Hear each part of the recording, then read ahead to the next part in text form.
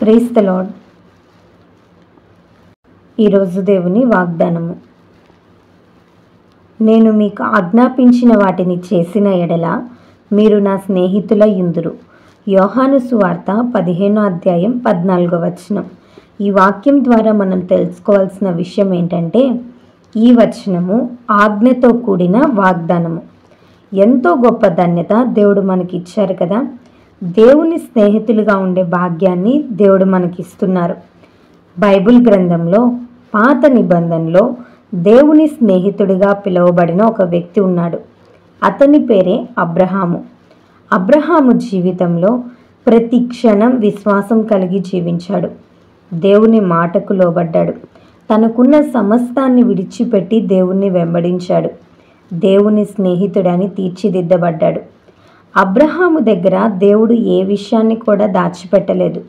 సొదొమ గొమొర్రా పట్టణాలను నాశనం చేయాలనుకుంటున్న విషయాన్ని కూడా దేవుడు అబ్రహాముతో పంచుకున్నాడు.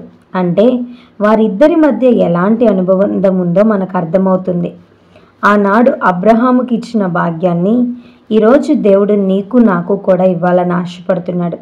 కానీ తన ఆజ్ఞలను అనుసరించి తన చిత్తానుసారంగా జీవించినప్పుడే దేవుడు మనకు ఆ భాగ్యాన్ని ఇస్తాడు.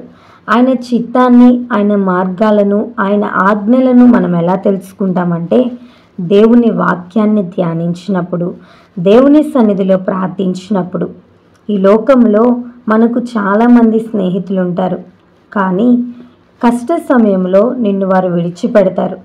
కొంతమంది స్నేహితులైతే వంకర త్రోవలో మనల్ని నడిపిస్తూ ఉంటారు. పాపానికి ప్రేరేపిస్తూ ఉంటారు. నీ జీవితం దిగజారిపోయేలా చేస్తూ ఉంటారు.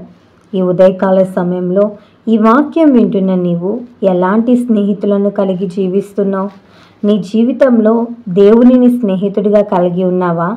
ఒకవేళ లేకపోతే నీకున్న చెడు స్నేహితులందరినీ విడిచిపెట్టి దేవుని సన్నిధికి రా. మన కొరకు ప్రాణము పెట్టిన మంచి స్నేహితుడు మన యేసయ్య. ఆయన మాటకు లోబడదాం. ఆయన ఆజ్ఞాపించిన దాని ప్రకారం జీవిద్దాం. ఆయన స్నేహితులుగా తీర్చిదిద్దబడదాం. అటువంటి కృపా పరిశుద్ధాత్మ దేవుడు మనందరికీ దయచేయునుగాక. ఆమేన్. ఈ వీడియో మీకు దీవెనకరంగా, ఆశీర్వాదకరంగా అనిపించినట్లయితే లైక్ చేయండి, షేర్ చేయండి, కామెంట్ చేయండి, సబ్స్క్రైబ్ చేసుకోండి.